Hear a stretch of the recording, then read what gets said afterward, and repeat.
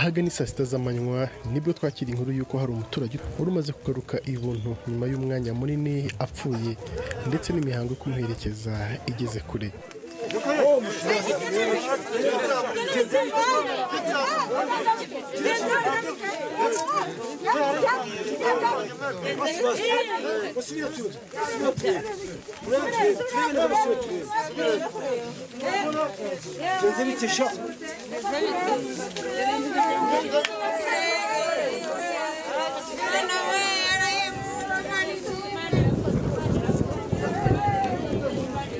Tukimenya iby'iyi nkuru twahise twiruka tugana aho byabereye kugira ngo turebe ndetse tumenye ukuri kwabyo.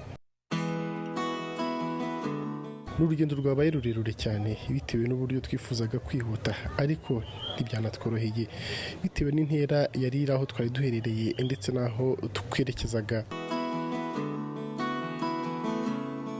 Ibintu byarushijeho kuba bibi ubwo imvura nayo yagwaga ikaba nyinshi cyane ndetse ikanga no kugabanuka kugeza ubwo twafataga n'umwanzuro wo gukomeza kuyigendamo kugira ngo tubashe kugera kuri iyi nkuru.